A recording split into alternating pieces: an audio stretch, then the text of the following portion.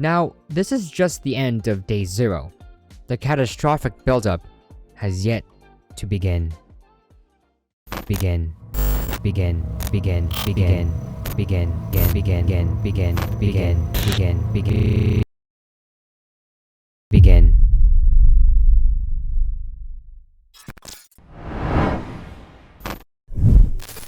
Day 1 was looking pretty good. None of the plants have been uprooted and the water is cloudy, which is a good thing. Why? Because this means that the beneficial bacteria is growing.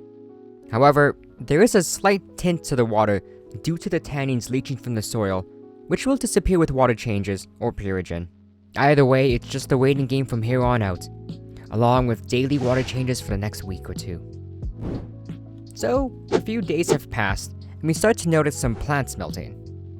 You may say, oh no, the plants are dying. But this is actually pretty normal for tissue culture plants, as they need to transition into their submerged state. We should see some submerged growth soon. However, there's another issue that I want to address. It may be hard to notice on camera, but in the previous footage, there's some dark spots in the aquarium. The light isn't as strong, and it doesn't fully stretch over the entire tank, which may inhibit any tall plants or anything near the top corners from growing. Just like with this Anubias nana mini kitten that I kind of forgot to record when I was adding it to the tank.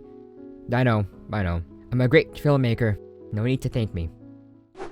Anyway, to solve this issue, I bought a new light. This one is also programmable, which means I can ditch the timer. But how can I attach this to the lid? Velcro. Why Velcro? Well, the reason is that I can remove it whenever I want. It's not permanent. Plus this one can hold about 10 pounds or so. Once I removed the old light and attached the new one, everything looks so much brighter. Even the lobelia started to pearl, and this is great, except I made another error. The light is still not long enough, which means that I'll have to order another one. I also said screw it and decided to keep it there until a new one arrived. But little did I know that this was another bad idea in the making. About 2 weeks have passed since day 0. At this point, the tank has been cycled and it's now finally time to add some fish.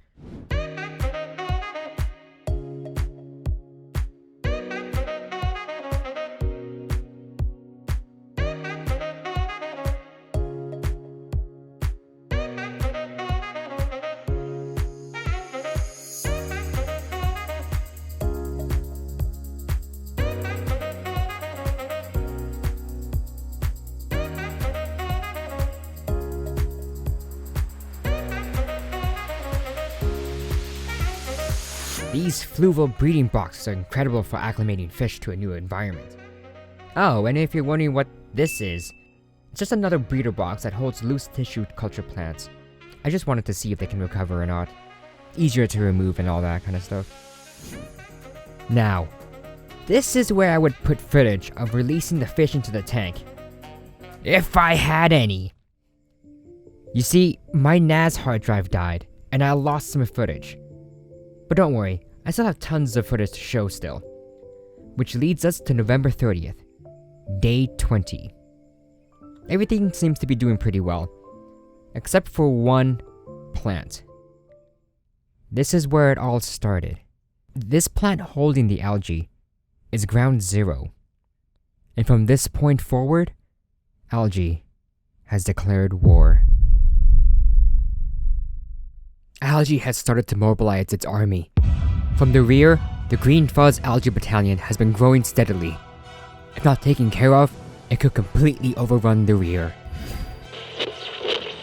So, we have reports that the enemy string battalion has covered about 90% of the Didiplis diandra plant.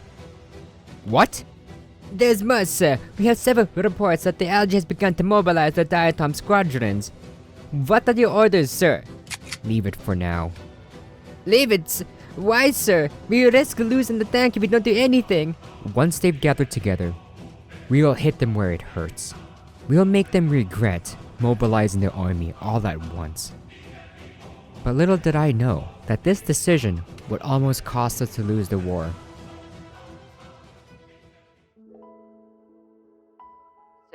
Sir, get up.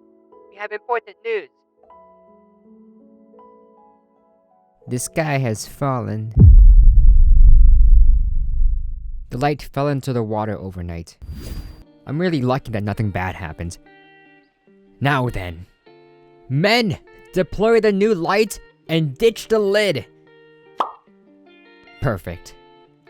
Sir, sorry to interrupt, but the enemy diatoms have covered more than 60% of the glass. Alright, send in the cleaning crew.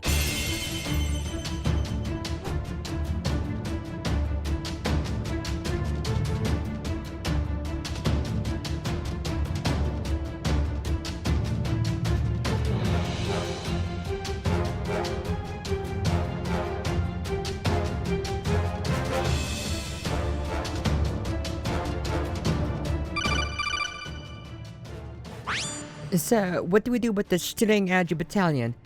They're not leaving.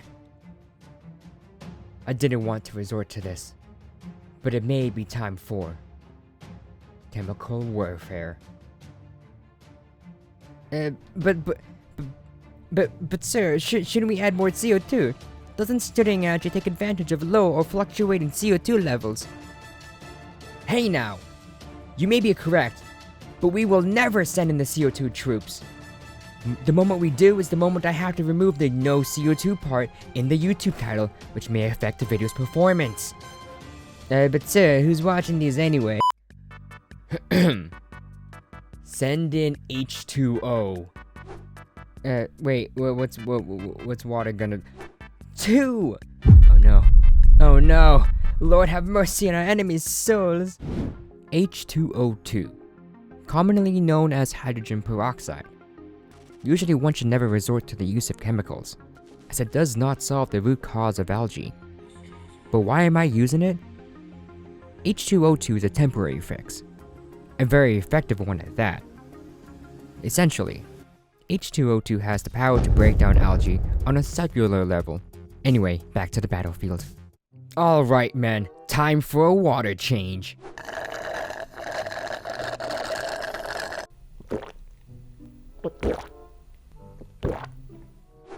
Good job, man. Everything is looking a lot better. Keep this up and we will win in no time. But first, there's just one more thing we have to do. Deploy the vinegar!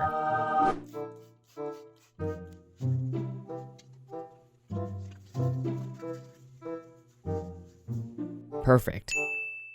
Now let's all go home and rest.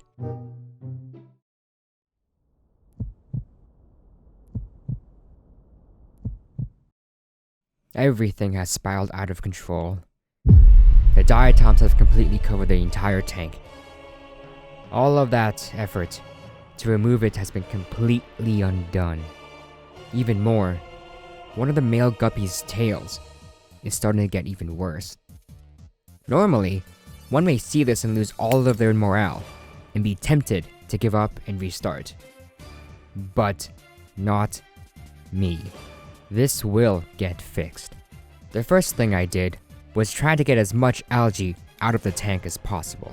This was a little tough as the algae was sticking to the substrate.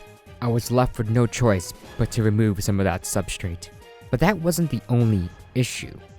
Without me noticing, majority of the water in the filter evaporated. This was something I should have expected when deciding to ditch the lid and go with an open tank. But shouldn't there always be water flowing into the filter? Yes, however, there was something blocking the flow of water.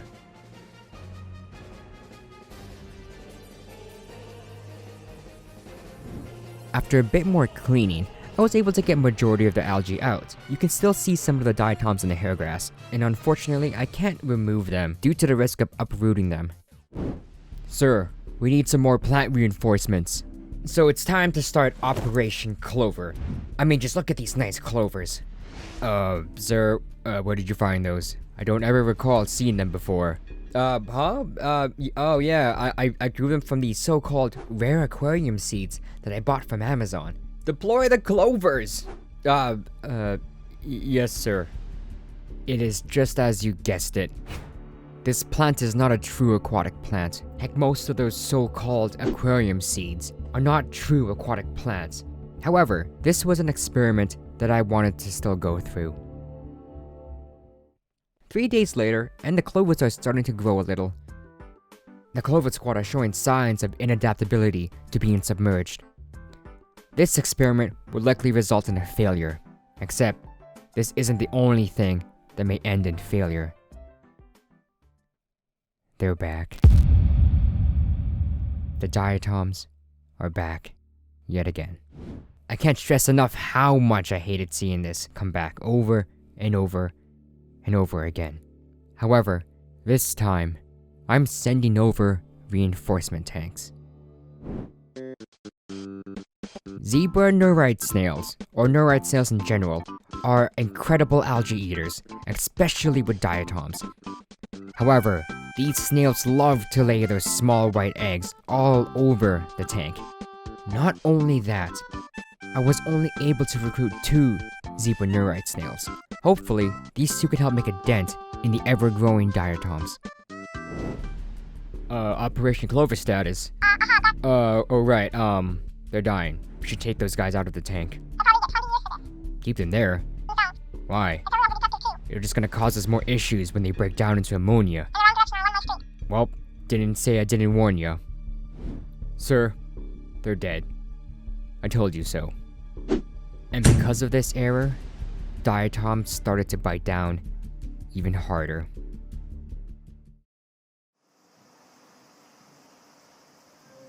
Happy New Year! Here's your present. It's an aquarium full of algae. It's a literal jungle full of algae in there. It's way too much even for the 2 algae-loving neurites. But not only that, staghorn algae has started to cover the leaves of some of the plants. Staghorn algae appears when nutrients are imbalanced or there are high ammonia levels. Cutting off the infected leaves is probably going to be your best bet without using any chemicals, such as liquid carbon. When I got another new light, it was long enough this time to simply just sit on top of the glass. However, it would be better if the light was on some sort of riser, and that is what I did. I literally took some old light risers and duct taped the beams to the light. But that's not all. Do you have any baby shrimp or fry in your Fluval Flex? Afraid that they will get sucked right into the back filter? Is that custom-made pre-filter sponge getting clogged up? This here is a handmade product from Lid Props Shop and is designed with those issues in mind. The holes are much smaller than the included intake cover, has a much slimmer profile, and easy to install. If this sounds like a product just for you, go check out Lid Props Shop over on Etsy, link in description. Not sponsored, by the way. The intake cover isn't the only thing I bought from them. Remember earlier how water was evaporating from the filter in the back? Well, I got something just for that. Back filter covers. But what are those holes for, you ask? Well, those holes are for the addition of any immersed or houseplants for the extra removal of any ammonia and nitrate. And with this info, you probably guessed it. We're gonna go get some houseplants. Here are 2 houseplants that I got. A Cebu Blue Pothos and a polka dot plant.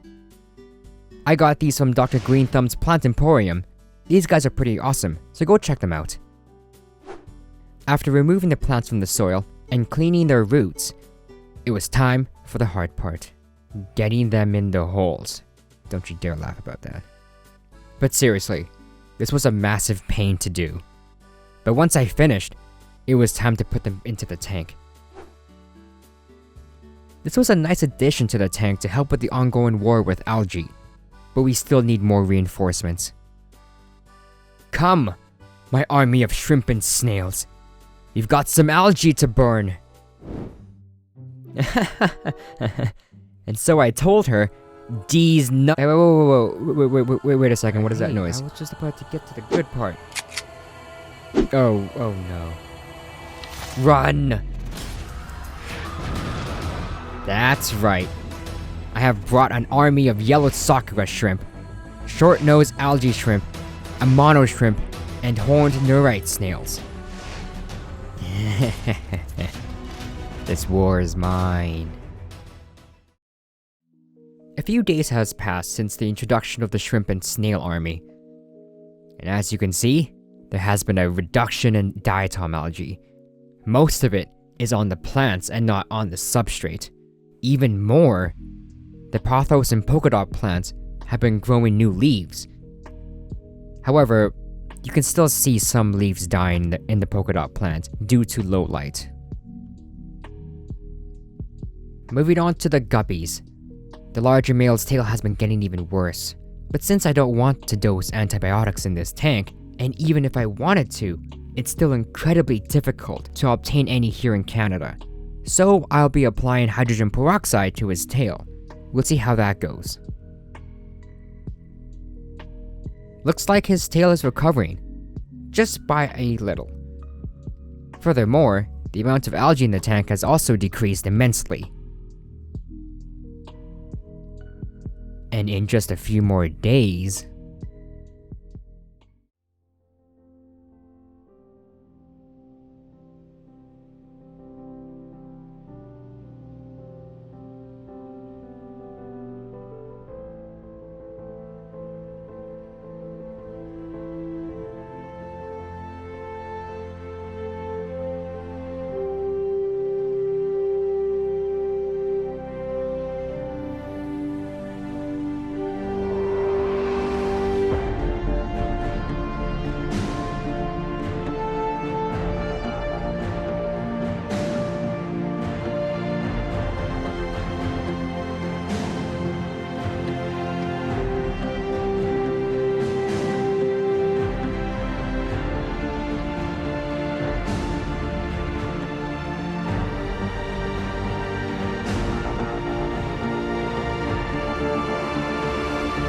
If you think it ends here, you are mistakenly wrong.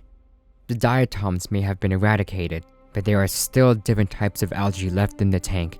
But that's not all. The Cebu blue pothos, as well as the polka dot plant, are starting to show signs of weakness, with the yellowing or the lack of leaves. But we will get to that in the next video. I hope you will enjoy this series, and thanks for watching. And as always, keep on scaping.